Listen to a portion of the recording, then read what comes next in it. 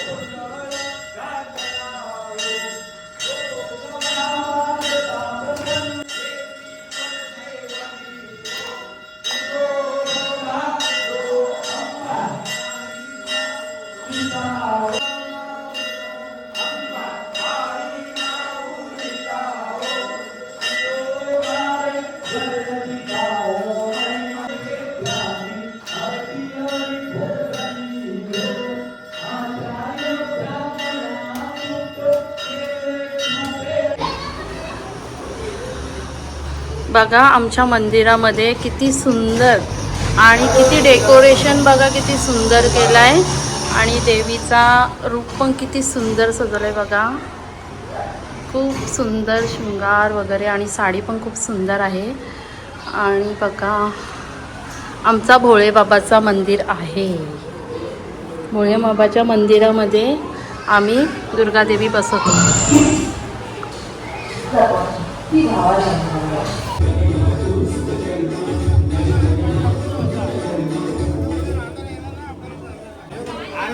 नारळ ठेवायचं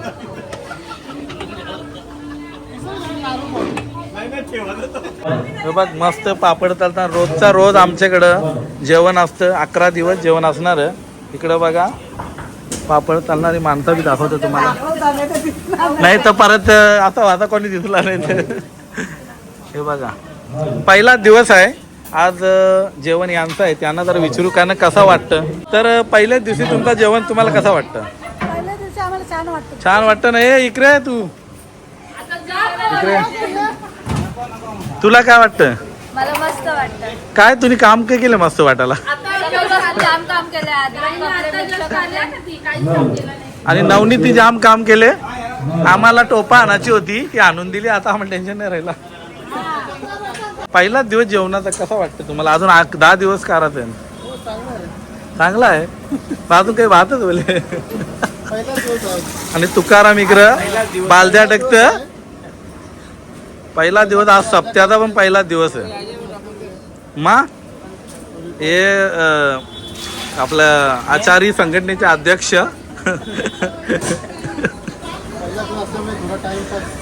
पहिला दिवस थोडासा होता इकडे तिकडं. हरिपाठाची सुरुवात झाली. आता हरिपाठ चालू होणार आहे. बघा सगळे आलेत आणि आता जस्ट मी घरी जाते कारण मी येते आता कीर्तनाला. बघा तरी हरिपाठाचे फोटो घेणार आहे मी व्हिडिओ.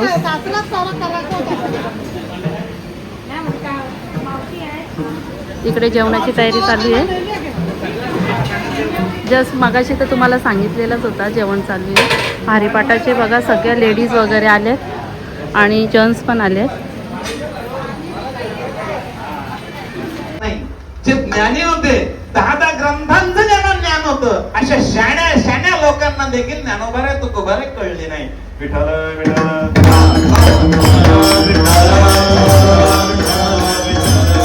आणि ज्ञानोबारे तुकोबारे जर जगाला कळले असते, नाथबाबा जर जगाला कळले असते, यवने अंगावर थुंकला नसता, अंबाजी बोने काट्याने मारलं नसतं, विसोबा खेचराने खापर न मिळवून देण्याची व्यवस्था केली नसती. याचाच अर्थ पहिला निकष आपला सिद्ध होतो. लौकिक जगाला ज्ञानोबारे तुकोबारा आदी करून संत कळतात का? कळत नाही. आणि म्हणून संत अलौकिक. विठ्ठल विठ्ठल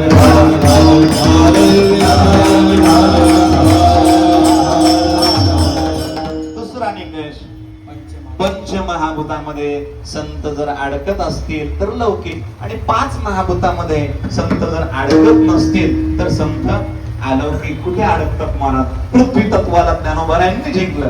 ज्ञानदेवे घेतले दान बाबा बाळ छंदू, हृदय धरोनिया ध्यान बाबा बाळ छंदू, समाधी बैसला निर्वाण बाबा बाळ छंदू, कथा कीर्तन करीतो बाबा बाळ छंदू. ज्ञानोबाराय नाहीत का? ज्ञानोबाराय नाहीत का? ज्ञानोबाराय गेले का? आहेत. एक 2000च्या सुमारास एक सायंटिस्ट आला. त्याने आक्षेप घेतला ज्ञानोबारायांच्या समाधीवर. त्यांनी ते पृथ्वी तत्वाच्या आरपार जाणारं यंत्र आणलं होतं आणि ते समाधीवर लावलं. म्हणे बघू खरोखर ज्ञानोबाराय आतमध्ये आहेत का? डोळे गेले महाराज त्याचे. विठ्ठल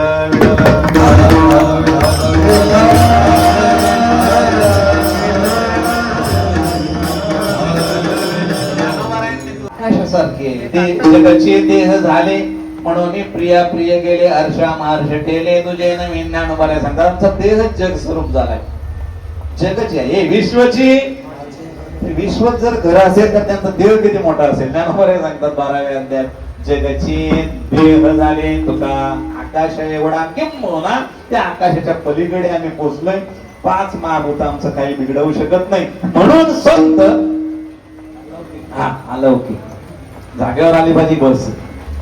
आता तिसरं निकष काळाची सत्ता संतांवर चालते का असा जर प्रश्न केला तर त्याचं उत्तर जगा काळ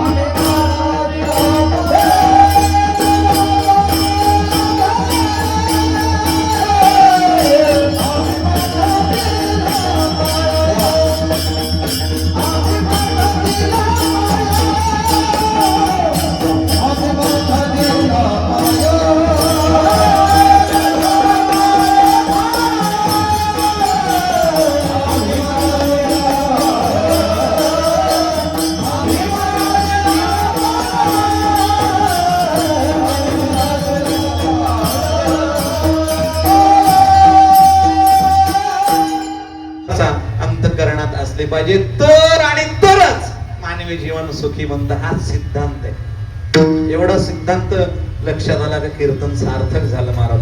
किमान लक्षात आलं तर हळूहळू आपली पावलं तिकडे पडतील. तुमची पडत असतील, तुम्ही पोहोचले देखील असाल, पण हे माझ्यासाठीच मी करतो. आपल्यात सुधारणा झाली पाहिजे. आणि म्हणून साधक दशेतून, साधक वृत्तीतून मी म्हणतोय की संताशी, देवाशी, संताच्या आणि देवाच्या नामाशी आपलं जीवन अनन्य असलं पाहिजे. काय होतं, जीवन सुखी होतं. कोणाचं झालं का? शेकडो उदाहरण मी तुम्हाला सांगेन. तर वेळ नाही तेवढी सांगायला, पण एक एक सगळ्याचं सांगतो थोडक्यात. देवाशी जीवन जर अनन्य झालं, देवाशी जीवन जर अनन्य झालं तर जीवन सुखी बनतं. संताशी जीवन जर अनन्य झालं, संताचीच जर प्रीती आपल्या अंतःकरणात असेल तर जीवन सुखी बनतं. देवाच्या नामाशीच जीवन जर अनन्य झालं तर जीवन सुखी बनतं. एक प्रेमाबाई नावाची संत होऊन गेला. कोण?